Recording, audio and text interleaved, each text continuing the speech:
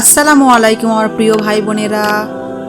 আমি সব সময় দোয়ার উপর বিশ্বাস রাখতাম। আমি সব সময় ধৈর্য ও সবর করে দিনের পর দিন দোয়া করে যেতাম। আমি আল্লাহর উপর সব সময় তাওয়াক্কুল করতাম। জায়নামাজে বসে সিজদায় পড়ে রবের কাছে খুব কান্নাকাটি করতাম। তাহাজ্জুদে দুহাত তুলে ভিক্ষুকের মতো দোয়া চাইতাম। কিন্তু আমার কখনো বিশ্বাসই হয়নি আমার দোয়াগুলো এইভাবে কবুল হয়ে যাবে। তারপর একদিন আমি কঠিন সময়ের সম্মুখীন হলাম, আর আমি আল্লাহর কাছে সাহায্যের জন্য দোয়া করলাম, আর অবাক করার অবস্থায় আমার দোয়া কবুল হয়ে গেল। আলহামদুলিল্লাহ। এই ঘটনা আমাকে শেখায় যে আমাদের দোয়াগুলো কতটা শক্তিশালী হয়। আর এখন আমি আল্লাহর কাছে বেশি বেশি দোয়া করি, আল্লাহর উপরে বেশি বেশি বিশ্বাস করি। অন্ধবিশ্বাস, হ্যাঁ, এই ঘটনাটা আমার সাথে ঘটেছে।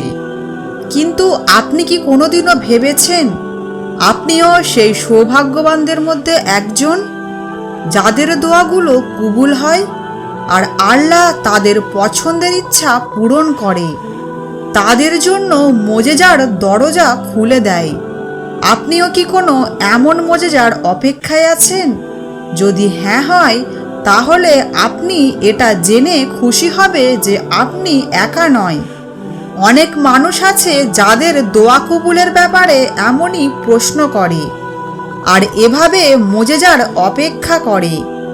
আর জেনে রাখুন যে আল্লাহ যখন তার বান্দাকে কোনো পছন্দের জিনিস দিয়ে খুশি করতে চান, তো একটা এই বিশেষ নিশানি তাকে প্রথমে দেখান। আমাদের আল্লাহর কোরআন একথার প্রমাণ দেয় যে তিনি কাদের জন্য মোজেজার দরজা খোলে, কাদেরকে তিনি পছন্দের জিনিস দেন, আর কাদের উপরে অসন্তুষ্ট হয়ে তাদের উপর তার রহমতের দরজা বন্ধ করে দেন। মনে রাখবেন যে আল্লাহ আপনার মনের পছন্দ মতো জিনিস আপনার তাকদীরের অংশ তখন বানান যখন আপনার কথাগুলো ব্যর্থ হয়ে যায়, আর কথার জায়গায় আপনার চোখ থেকে গড়িয়ে পড়া অশ্রু আপনার পরিস্থিতির কথা বলতে লাগে।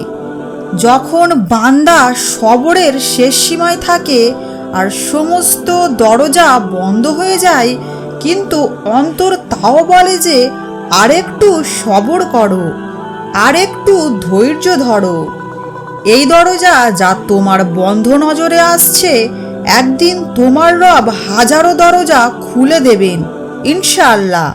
মনে রাখবেন, যেমন কোনো ফুল কাঁটা ছাড়া হয় না, তেমনি কোনো সুখ কষ্ট ছাড়া আসে না, কারণ কষ্টের পরেই তো আছে স্বস্তি। অসম্ভব কিছু পাওয়ার জন্য সবসময় কঠিন পরিস্থিতির মধ্য দিয়ে যেতে হয়। কোনো কিছু পেতে গেলে অনেক সবর আর ধৈর্য ধরতে হয়, আর আল্লাহর কাছে বেশি বেশি করে দোয়া চাইতে হয়। কারণ আপনার এই সবর, আপনার এই ধৈর্য, আপনার এই দোয়াই আপনার ভাগ্য পরিবর্তন করবে, আপনার অসম্ভব চাগুলোকে সম্ভব করে তুলবে ইনশাআল্লাহ। আপনারা কেন ভয় পাচ্ছেন আমার ভাই বোনেরা?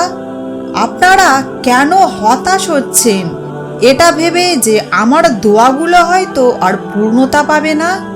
আপনি কেন নিরাশ হয়ে যাচ্ছেন এটা ভেবে যে আমার এই কঠিন পরিস্থিতিগুলো আর পার করতে পারবো না? হযরত আইয়ুব আলাইহিস সালামও তো তেনার কঠিন পরিস্থিতির মধ্যে থেকে দিনের পর দিন দোয়া চেয়ে আল্লাহকে রাজি করিয়ে সুস্থ হয়ে উঠেছিলেন। তাহলে আপনি কেন এত তাড়াতাড়ি হাল ছেড়ে দিচ্ছেন? মনে রাখবেন যে আল্লাহর উপর বিশ্বাস রাখে, আল্লাহর মোজেজার উপর বিশ্বাস রাখে, সেই সফল হয়।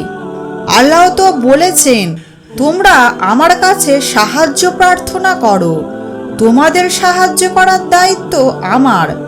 ভয় করো না, আমি তোমাদের সাথেই আছি, আমি তোমাদের পাশেই আছি। হে আমার বান্দা, তুমি যখন হতাশ আর নিরাশ হয়ে আল্লাহকে বলো, হে আমার রব, এই দুনিয়ায় আমার আর ভালো লাগে না, আমি অনেক কষ্টে আছি, তখন আল্লাহ তাআলা কি বলেন জানেন? তোমার জন্য পরকাল ইহকাল অপেক্ষা শ্রেয়, তুমি একটু ধৈর্য ধরো, আমার সাহায্য একান্ত নিকটবর্তী। আল্লাহ যেন সকলকে বোঝার তৌফিক দান করুন, সকলের মনের আশাগুলো পূরণ করুন, সকলের ধৈর্য আর সবরের উত্তম কিছু দান করুন। আমিন সুম্মা আমিন।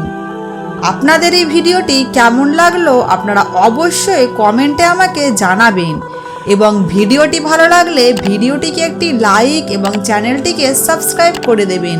আসসালামু আলাইকুম।